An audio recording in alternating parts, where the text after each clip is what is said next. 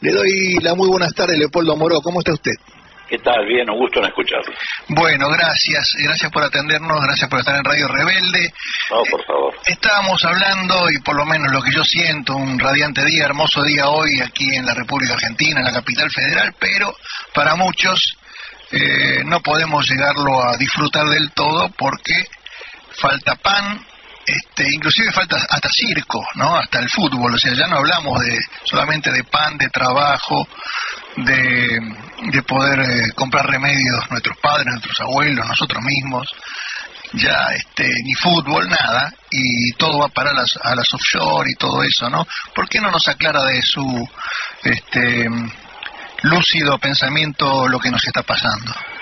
Bueno, en primer lugar quiero aclararte que yo sigo perteneciendo al alfonsinismo. Realmente yo me siento precisamente más alfonsinista y más irigoyenista que nunca, porque abandoné las filas de la sigla de la Unión Cívica Radical. Perfecto. Pero nuestro aporte al movimiento nacional y popular precisamente se origina en nuestra cultura y en nuestra tradición política, hoy traicionada o dejada de lado por quienes conducen la sigla partidaria. Uh-huh.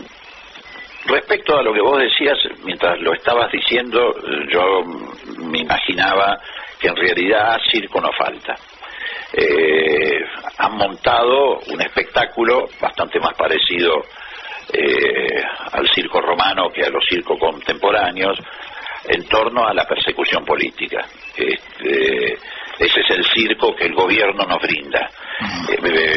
Nos brinda todos los días, tratando de no solamente ocultar lo que está ocurriendo en la estructura social y económica de la Argentina, sino también usándolo como una herramienta de extorsión mafiosa. Yo creo que en la Argentina, desgraciadamente, se está destruyendo el pacto democrático implícita o explícitamente en muchos casos empezamos a construir a partir de 1983. Y ese pacto democrático giraba alrededor de algunas premisas: erradicar la violencia como forma de resolución de los conflictos en una sociedad, me refiero a la violencia política, respetar el principio de legalidad. Tanto lo respetamos que en el inicio de la democracia, cuando se hicieron los juicios a la Junta Militar y a los represores, a ellos no les faltó para nada ni un tribunal civil que lo juzgara, ni ejercitar el derecho a la defensa en juicio, ni respetar el principio de inocencia. También ese pacto democrático se apoya y se fundamenta en la necesidad precisamente de respetar las reglas del Estado de Derecho, la división de poderes, no judicializar la política, y así fue como se hicieron leyes de defensa y de seguridad nacional que excluían la participación de las Fuerzas Armadas en los conflictos internos. Ese pacto democrático hoy está siendo asediado y en buena medida destruido por el gobierno de Macri, que lo ha sustituido por relaciones de carácter mafioso y extorsivo, que son las que hoy tiñen el funcionamiento de todas las instituciones.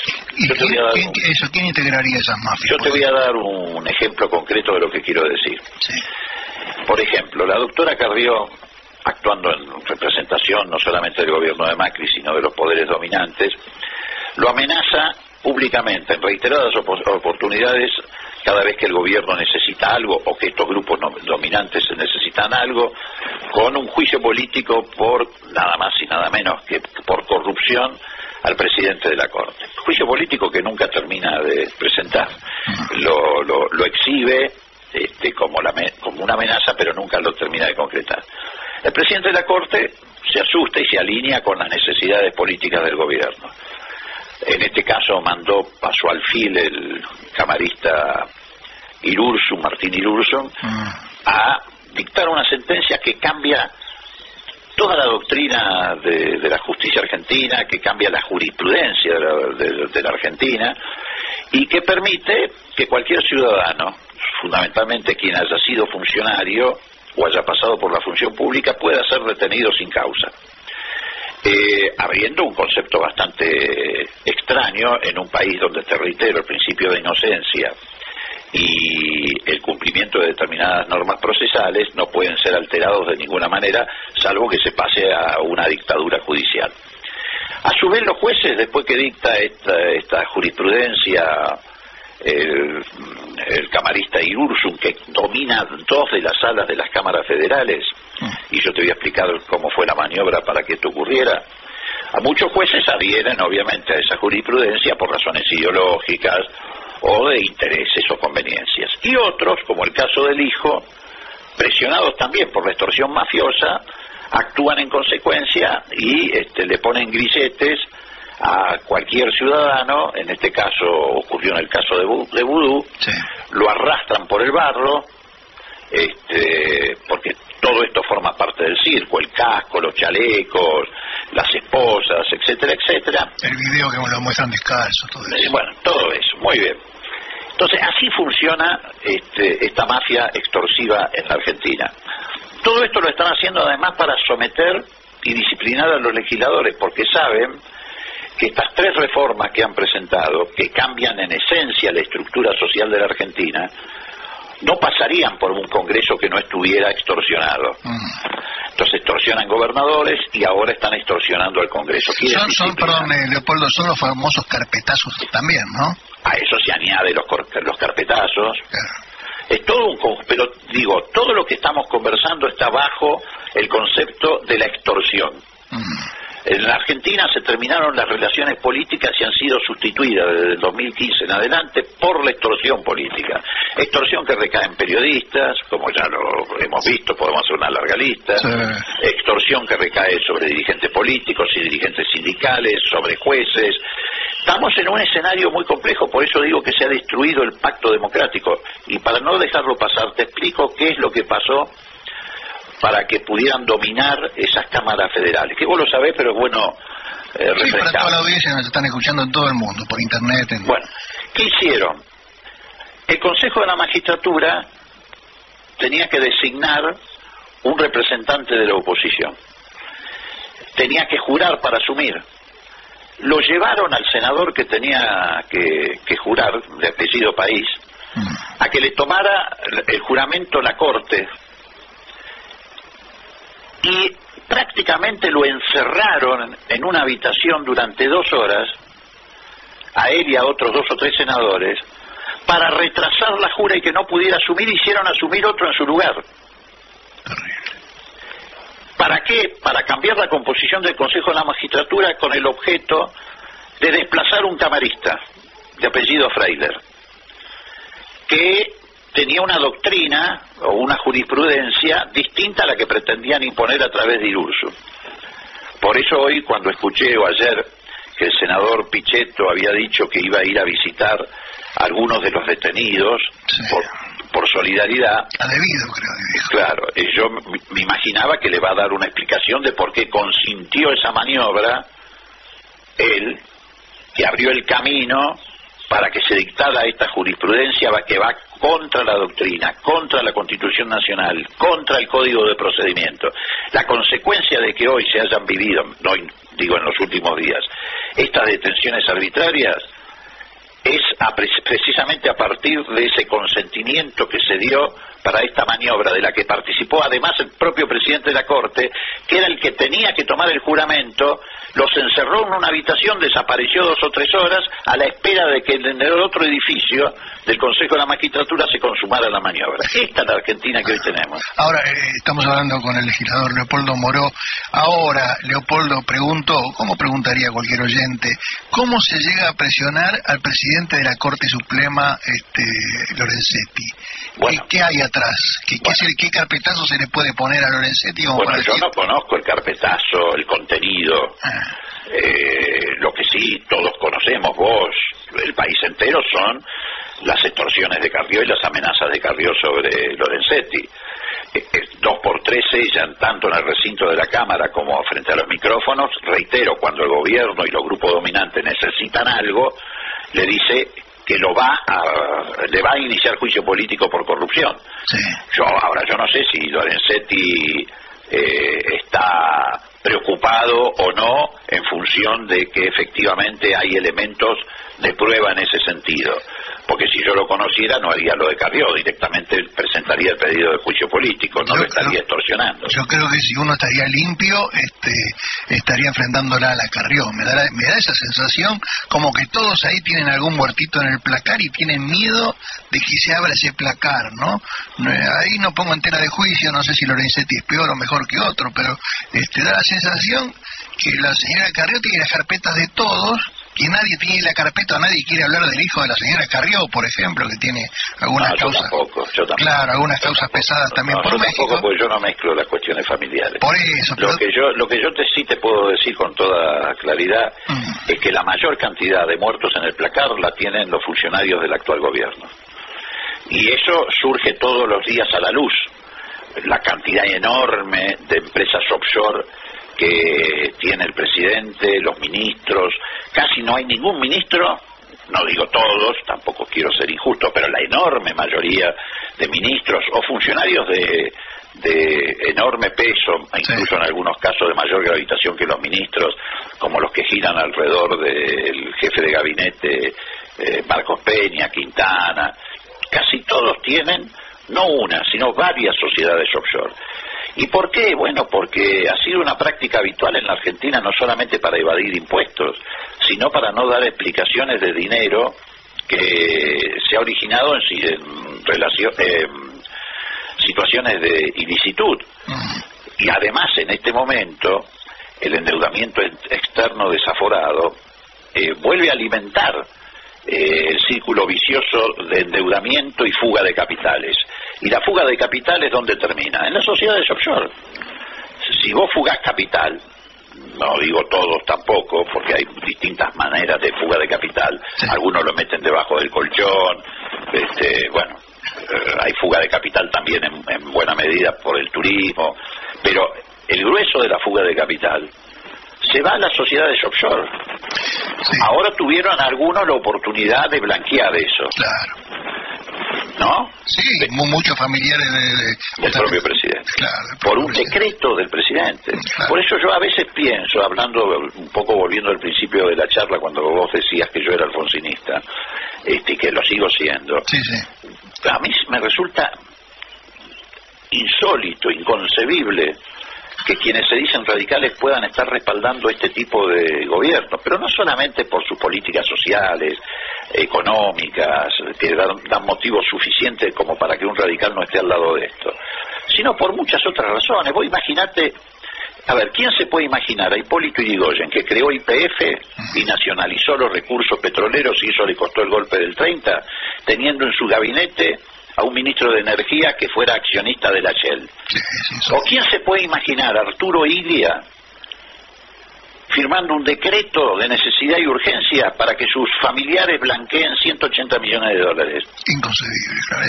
¿O quién se puede imaginar a Raúl Alfonsín, presidente de la Nación, haciendo esfuerzo para justificar la muerte de Maldonado en una persecución de la Gendarmería? Ahora, ¿y por qué la cabeza del Partido Radical apoya esto o hace silencio en esto? No, bueno, porque ha habido un proceso de muy larga decadencia que tiene su punto culminante en el gobierno de la Rúa, que vino desembarcando o desplazando al radicalismo hacia posiciones de centro-derecha, se vació de contenido militante, de debate político, fue cooptado por las corporaciones, fundamentalmente por la corporación mediática. La única manera de hacer política que... Hablamos de Clarín, claro. Claro, la única manera de hacer política que tuvieron fue salir en los diarios. Salir en los diarios significaba alinearse contra el gobierno del kirchnerismo. Y bueno, y esto lo fue llevando a posiciones que naturalmente tenían que culminar en un acuerdo con el macrismo. Ahora, hacer un cambio de lo que usted nos está contando, que vemos ahora con claridad, seguramente los oyentes, bueno, ya están llamando mucho al 4524-7816 en nuestro teléfono. Estamos pensando, ahora, ¿qué es lo que puede cambiar? Porque Clarín todos los días tiene algo más, las radios opositoras cada vez somos menos, una ínfima minoría. Por suerte se amplía mucho el contexto de nuestros oyentes, porque la gente va escapando ya. Nuestra radio, desapareció Radio América, Radio Rivadavia ahora, Radio del Plata no está pagando los salarios, sabemos, Tiempo Argentina, todo lo que ha pasado, o sea, todas las voces críticas, opositoras, de nivel, y ahora le quieren pegar a Página 12, inclusive, a las 7:50, queda esta radio a las 7:40 y algunas otras, y ¿eso puede llegar a cambiar? ¿Cómo? A ver, está muy claro que el neoliberalismo necesita, entre otras cosas, una voz única. Es decir, para el neoliberalismo y para los gobiernos de sesgo autoritario, sí, pasa en todo el mundo, es verdad. Claro, el pluralismo es un enemigo. El pluralismo de voces, la pluralidad de voces, perdón, es algo que ven como un enemigo. A ver, yo creo que el problema no es solo los medios de comunicación. Acá estamos frente a un problema esencialmente político, que abarca todos los aspectos. El movimiento popular argentino necesita herramientas. Una herramienta política, yo creo modestamente que esa herramienta política se ha empezado a construir alrededor de Unidad Ciudadana, que me parece que es una experiencia que hay que extender al resto del mapa territorial de la Argentina. Necesita de una herramienta sindical. Sí. Yo creo que es absolutamente necesario que se genere en el movimiento obrero argentino una corriente sindical más amplia. En este momento hay ya corrientes sindicales dispuestas a enfrentar el ajuste y enfrentar este intento de cambiar la estructura social de la Argentina. Me refiero a la Corriente Federal de Trabajadores que encabeza Sergio Palacio de Bancarios, desde ya por supuesto a la CTA en sus distintas manifestaciones. Se está empezando a poner de manifiesto, como ocurrió hoy en la solicitada que publicó el Movimiento Obrero Santafesino, la existencia de una rebeldía o de una rebelión en muchas regionales de la CGT en el interior del país. Bueno, yo creo que esto hay que canalizarlo muy rápidamente en la creación de una corriente del movimiento obrero argentino que enfrente estas políticas de ajuste. Necesitamos lo mismo en el ámbito universitario, es decir, necesitamos construir esas herramientas. Y en el ámbito comunicacional, por supuesto, también tenemos que hacerlo. No es sencillo, no es fácil, pero tenemos que intentarlo con mucha imaginación, con inteligencia, pero hay que resolver el problema político central. Y el problema político central es que el movimiento popular argentino necesita articularse. Yo creo que estamos dando pasos en esa dirección, con muchas dificultades, pero estamos dando pasos en esa dirección. O sea, taparse un poquito la nariz y decir, bueno, este tipo no me gusta tanto, pero es del palo, digamos, algo así. Algo así, en la conciencia de que efectivamente tampoco significa eso sumar caballos de Troya. Claro. Realmente acá hay que trazar una línea divisoria, y yo creo que estas tres leyes, o mejor dicho, leyes, algunas cosas las van a hacer por decreto. Yo estoy convencido, por ejemplo, que el cambio de la movilidad jubilatoria y en materia de actualización de la asignación universal por hijo y otros beneficios sociales lo van a meter por decreto. En realidad, de todo este paquete que se está discutiendo, lo que ellos quieren hacer de manera inmediata, lo que necesitan de manera inmediata, es recortar 140.000 millones de pesos, lo digo bien, 140.000 millones de pesos a la seguridad social. Ah, ¿no era 100.000 para los jubilados nada más? No, es 100.000 para los jubilados, cifra que estamos todavía evaluando, puede ser 100 o 112.000 millones de pesos para los jubilados. Que le sacan a los jubilados. Sí, es una quita a los jubilados, el cambio de actualización. Sí, en este año que viene, ahora ya. Exactamente, de la movilidad social. Actualizar por inflación significa que en el año 2018 los jubilados van a perder en sus ingresos entre cerca de 100 a 112.000 millones de pesos. Pero ¿por qué digo? 1.000 pesos por mes aproximadamente. Promedio, entre 900 y 1.000 pesos mensuales. Van a dejar de ganar, digamos, por decirlo de alguna manera. Sí. Frente a una inflación que se mantiene constante, y sobre todo que en el caso de los jubilados es mayor al índice general de precios.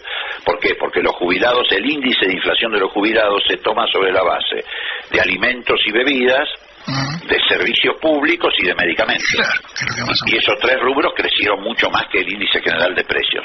Pero además, ¿por qué te digo 140.000? y no 112.000 o 100.000, Sí. porque también la movilidad, el índice de movilidad se aplicaba sobre la asignación universal por hijo. Claro. Entonces también van a perder Claro.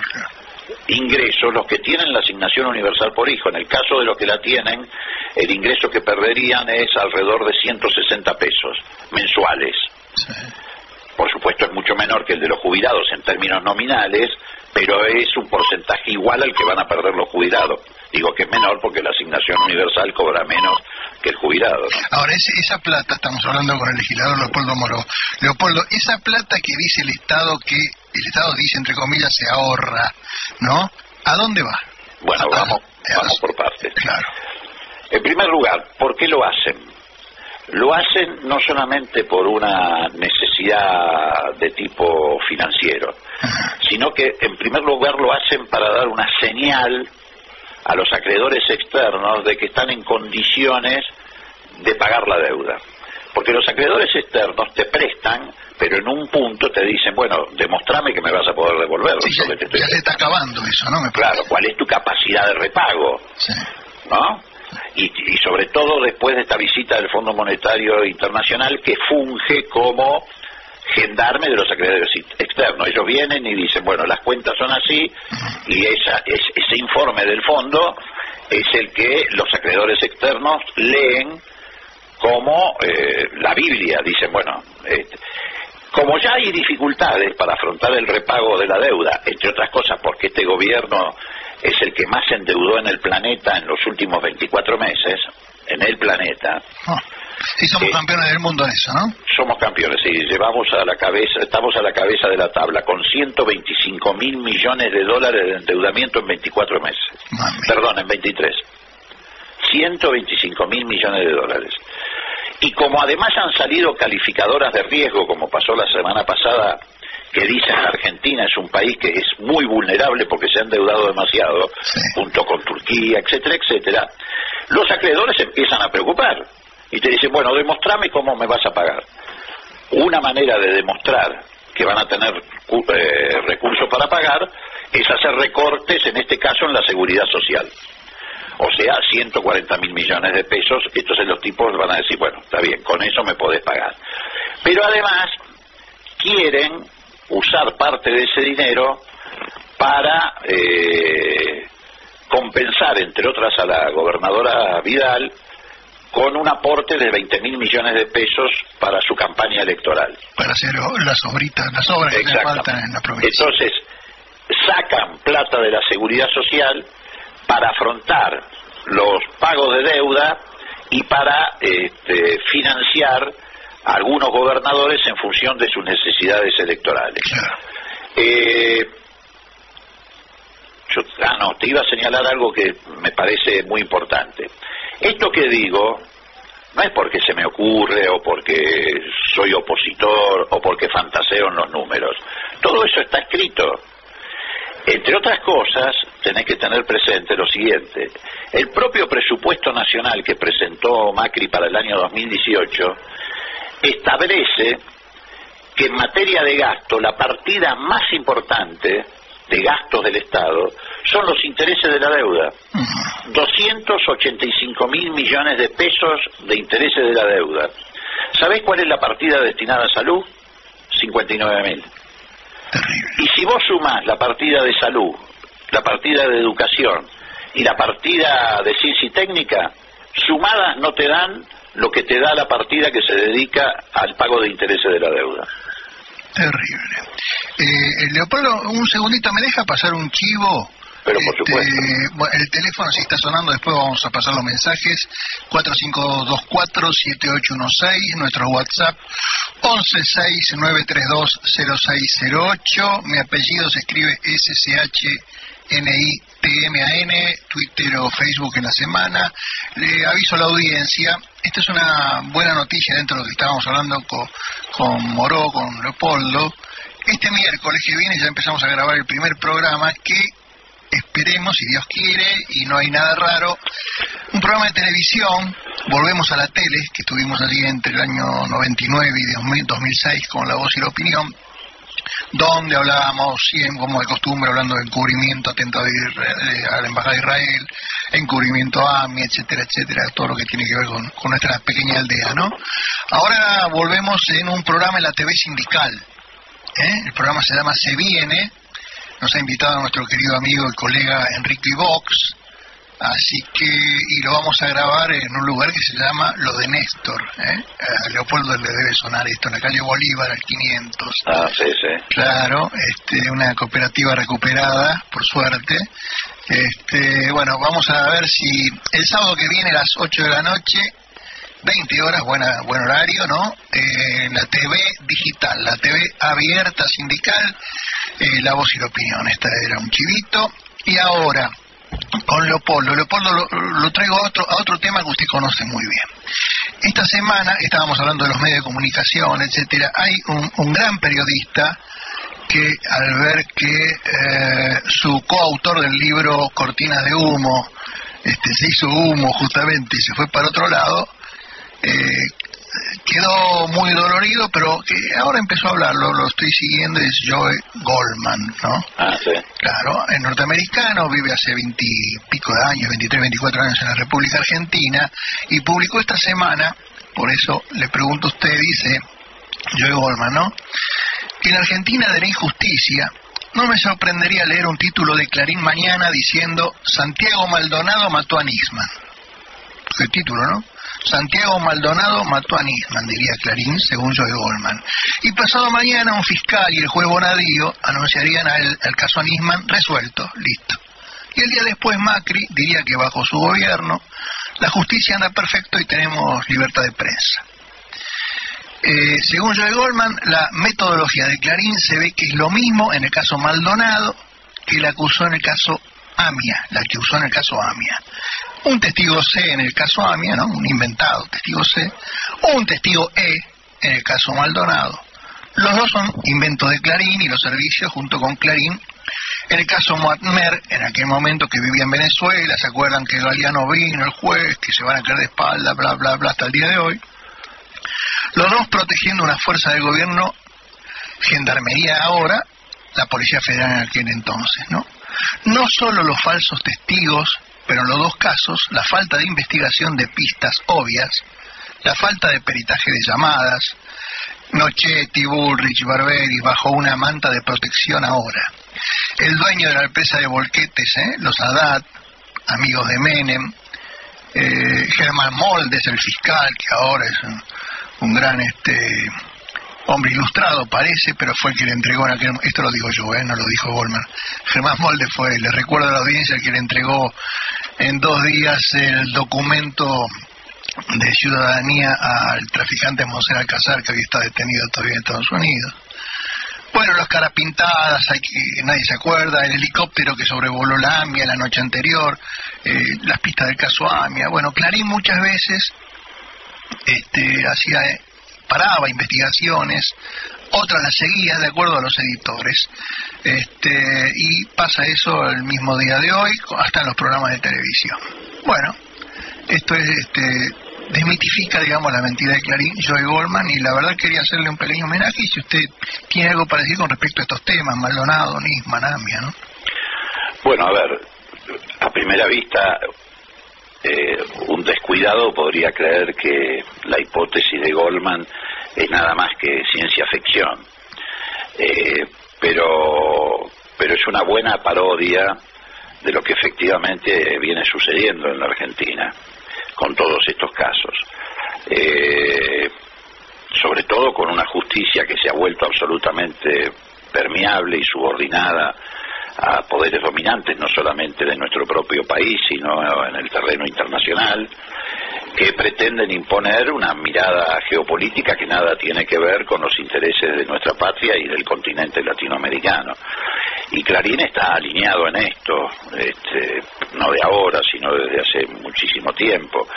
Y entonces forma parte de ese complejo que pretende, insisto, imponernos una mirada que está muy alejada, no solamente de la realidad, sino de las necesidades y de los valores que la Argentina tiene en el plano tanto interno como externo.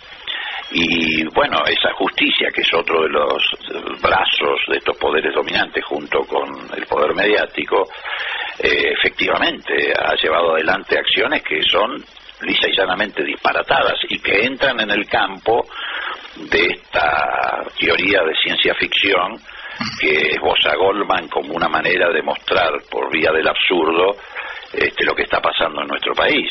Esta justicia es la que ha inventado que a Nisman lo asesinaron, apoyada no solamente en la persistencia de Clarín de instalar esto, sino bueno en un peritaje absolutamente ridículo y falso llevado adelante por la Gendarmería. Justamente por la Gendarmería. Claro, justamente y contemporáneamente al caso Santiago Maldonado, cosa que tenemos que tener siempre presente, ¿no? Y que contradice absolutamente el peritaje que llevaron adelante en su momento el cuerpo médico forense y los peritos de distintas fuerzas. Fíjese usted cómo todo es doble vara en la Argentina.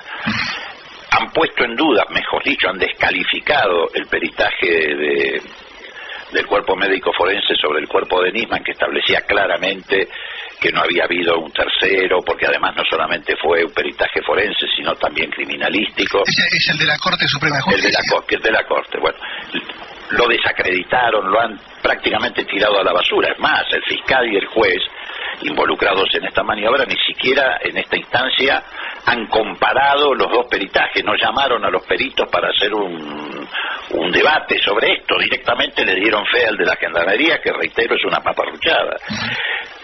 Pero ese mismo cuerpo médico forense es el que está haciendo los peritajes sobre el cuerpo de Maldonado, y ahí le dan todo el crédito. ¿No? Eso le demuestra claramente cómo se manipula todo en la Argentina, cómo desde Comodoro Pro, porque ya no hay que llamarlo más Comodoro Pi, se maneja a gusto y piacere todo lo que favorece en el plano internacional a determinados intereses y en el plano local. Yo siempre pongo un ejemplo. En el mismo momento que Nisman llevaba adelante esa ridícula denuncia contra el memorándum, sí, en el mismo momento se reactivaba en Estados Unidos un acuerdo que llevó adelante Obama precisamente con Irán para revisar la política en materia de proliferación nuclear. Claro. Que a su vez acompañaron 9 países de Europa. Sí, señor. Sí. Muy bien. ¿Usted conoce algún fiscal o algún juez de Estados Unidos que le haya iniciado un proceso por traición a la patria Obama por llevar adelante esa política de acercamiento con Irán? No, ni en Alemania, ni en Francia, ni en Japón. Claro. Por eso estamos viviendo, si no fuera trágico sería realmente cómico, estamos viviendo una parodia inconcebible. Inventan causas, eso por ejemplo es una causa que no es tal, no existe como causa, porque firmar un memorándum está dentro de las facultades del Ejecutivo y del Legislativo. Además, con Leopoldo Moro estamos hablando, si ese acuerdo que se iba a firmar con Irán era tan beneficioso para Irán, ¿por qué no lo firmó Irán? Pero por supuesto, por eso digo, pero bueno, inventaron esto. Todo esto yo creo que tiene origen en 2 o 3 cosas. Primero, en la decisión de Argentina, junto con otros países de América Latina, de ser autónomos. Eso no lo perdonan. No perdonaron que la Argentina, Brasil, Ecuador, decidiéramos ser países autónomos.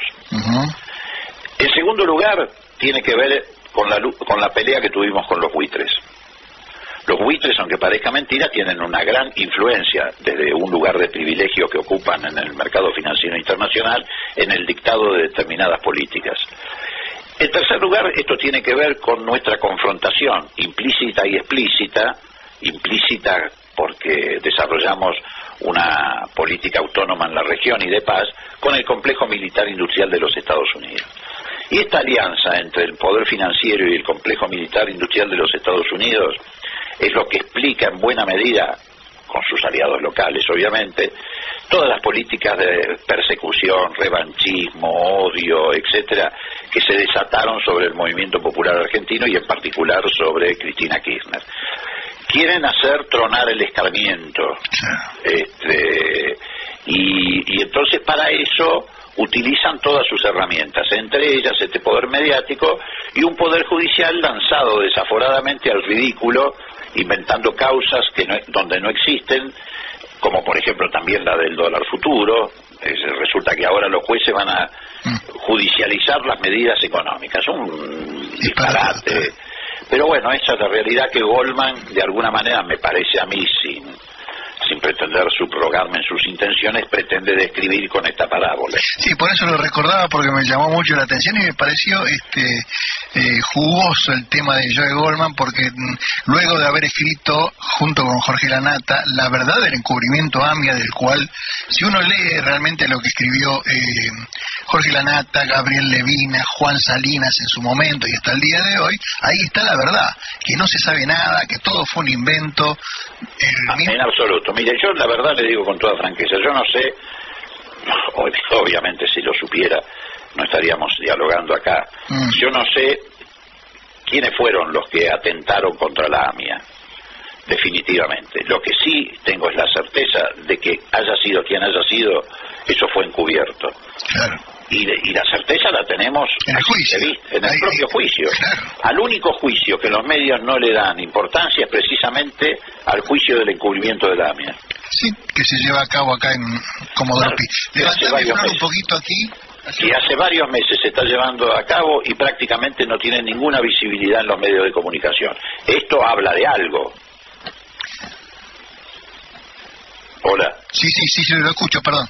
No, digo que esa decisión de invisibilizar el juicio por el encubrimiento a la AMIA, que hace varios meses se está desarrollando, habla de algo. No es que lo invisibilizan porque no es noticia. Lo invisibilizan porque no hay interés de seguir ese juicio donde efectivamente se está estudiando en serio, se está juzgando el verdadero encubrimiento al atentado a la AMIA. Sí, acá, aparte habría que simplificarlo. El mismo juez que dijo que fueron estos funcionarios iraníes con nombre y apellido, del cual Miguel Ángel Toma es un sabio en la materia, se sabe nombre, apellido hasta de los hijos y los nietos de esta gente, ¿no? Porque era el capo de la CIDE en su momento. El mismo juez que dijo que fueron los iraníes está siendo juzgado por encubrir el atentado y desviar la investigación. Una cosa que quien tiene sentido común se tiene que dar cuenta que algo falla. Inclusive alguien tiene que preguntar, como usted dice, Leopoldo, ¿por qué ninguno de los medios lo sigue esto? Que esto termina, creo que en febrero o marzo del año que viene, ya tiene que haber una resolución. Estamos en etapa de alegatos, ¿no? Y el otro tema es también, dentro de lo que es mi pequeña aldea judía a la que pertenezco, el encubrimiento de donde está testificando como procesado también Rubén Beraja, ¿no? Que hasta el día de hoy es el líder y capo de esta asociación ilícita llamada DAIA, ¿no? A ver, le reitero, yo no sé si fueron o no fueron los iraníes, es más, yo más bien me inclino a suponer que sí, pero es una definición absolutamente voluntarista, alejada de las pruebas concretas. ¿Que habla de autores intelectuales, por ejemplo? Sí, pero yo lo que sí tengo muy en claro es que en la Argentina hubo maniobras de encubrimiento, que pueden haber sido en favor de los sirios, de los iraníes o de quien fuera. Y que en esas maniobras de encubrimiento, entre otras cosas, se pretendió encubrir la conexión local, porque hubo una conexión local, sin lugar a dudas. Sí. Eso me parece que no está ni siquiera en discusión dentro incluso del sentido común. Creo que además, tanto Bonadío como Moldes están tratando de lavar sus culpas anteriores y por eso sobreactúan en esta materia. Ustedes acaban de decirlo, Moldes es el que le entregó el pasaporte a Monser Alcázar, que no era traficante a secas, era traficante de armas. Sí. En aquel momento con captura recomendada perdida. En aquel momento claro, designaron al frente de nada más y nada menos que del control de la aduana de Seiza a un coronel que se decía coronel de los servicios sirios, que se llamaba Ibrahim, que ni siquiera sabía hablar castellano, pronunciaba 2 o 3 palabras en castellano. El juez Bonadío también formaba parte de ese entorno. Del estudio del doctor Corach. Exactamente. Entonces, ¿por qué sobreactúan ahora? Porque lavan sus culpas del pasado. Claro. ¿Y cuáles son sus culpas del pasado? Entre otras, el encubrimiento de estas maniobras que, entre otras cosas, desembocaron en el atentado en la AMIA. Por eso hoy son los supuestos cruzados que exhiben las posiciones más duras en esta materia, porque están sobreactuando para lavar sus propias culpas. Y porque la gente no tiene memoria y los medios de comunicación, claro, volvemos al tema, no ayudan a la memoria. No ayudan a la memoria, lamentablemente. Bueno, no ayudan a la memoria. Intentemos por todos los medios de recordar, por lo menos desde esta pequeña trinchera, como yo digo, lo intentamos de recordar todos estos temas. Lo pueden googlear, lo pueden buscar, lean los libros. Hay 5 o 6 libros, no hay demasiados escritos sobre los atentados, y prácticamente en todo se dice, por supuesto, cada autor tiene su idea, tiene su forma de explicarlo, pero en todo se dice lo mismo. No se sabe nada, fue todo un invento.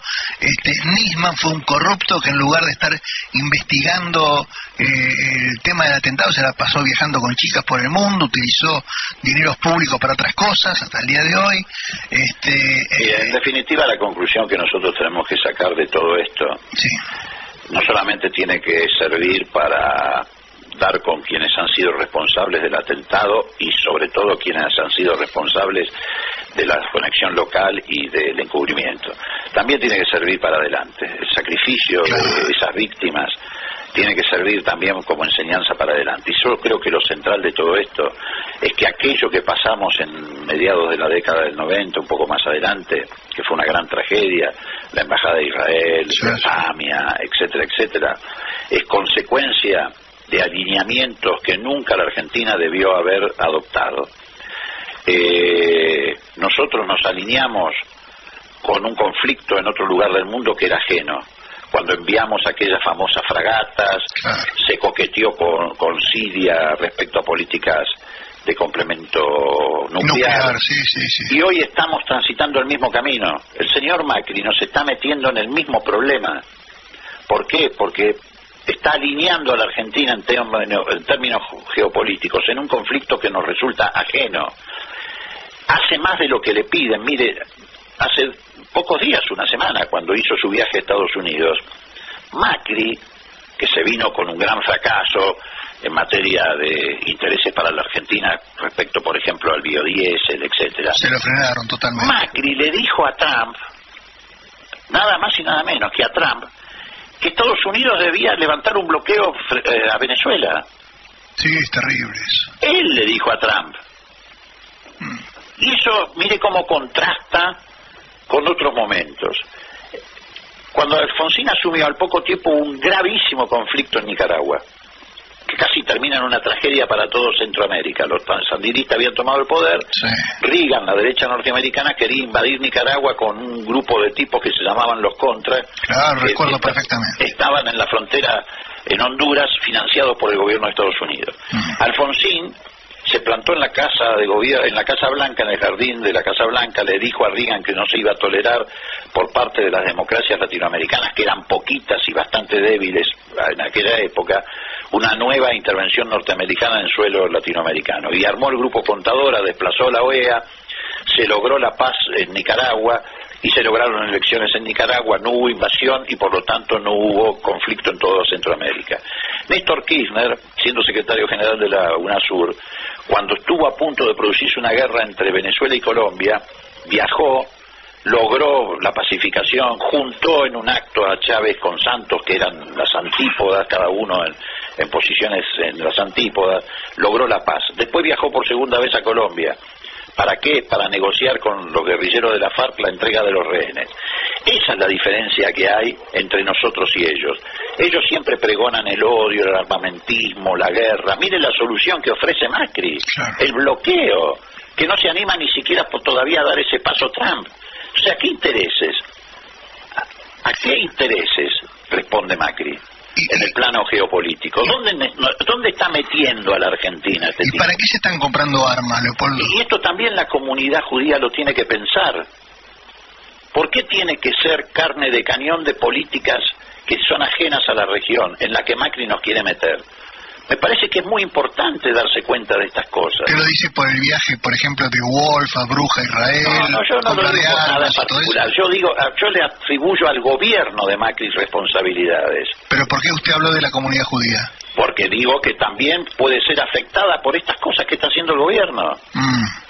todos los argentinos. A ver, o sea, los que están en el gobierno, por ejemplo, las políticas del menemismo de mediados de la década del 90, ¿a quién afectaron en materia de daño, etcétera? A la comunidad argentina y a la comunidad judía que fue víctima de estos atentados.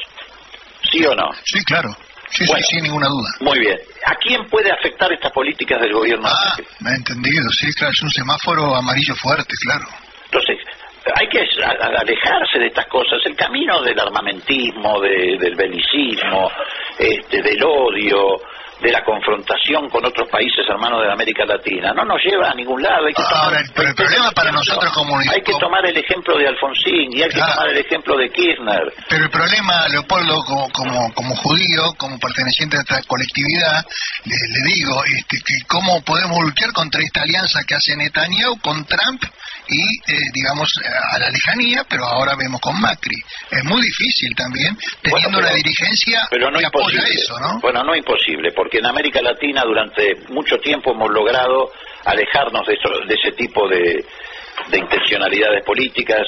Fuimos declarados zona de paz en Mercosur por Naciones Unidas, hemos sido declarados zona de paz, todo eso no hay que perderlo. Y eso se fortalece con movimientos populares, por eso digo que todos debemos involucrarnos en la construcción de un gran movimiento popular argentino que ponga freno a todo lo que está pasando en materia de ajuste, en materia de delirios geopolíticos, en materia de alineamiento con quienes son adversarios de nuestros intereses como nación. Tenemos que alejarnos a tiempo de todo eso, hay que alejarse a tiempo del ajuste. Ahora, eso hay que hacerlo ya, porque el 2019 ya estamos, ya la campaña empieza... Por eso ahora hay que articular al movimiento popular argentino, incluso hasta en el campo de lo religioso. Nadie puede estar exento de este debate. Este debate está en el movimiento obrero, este debate está en el movimiento político argentino, este debate está en los movimientos sociales, este debate está en los movimientos religiosos. Yo, por ejemplo, me siento muy identificado, no pertenezco a esa religión, pero me siento muy identificado con el llamamiento argentino judío. Todo ese debate está en todos lados y todo eso hay que articularlo. Uh-huh.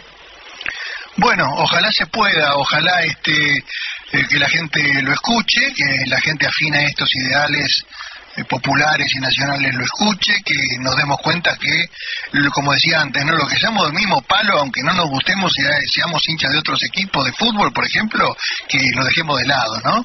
Mira, hay que juntar a los que pensamos parecido, no a los que pensamos igual. Ahí voy, a eso iba. A los que pensamos parecido, con eso ya es suficiente como para torcer esta desgracia que está viviendo la Argentina.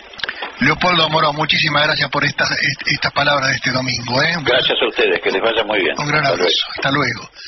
AM 740. Radio Rebelde. Alta Radio.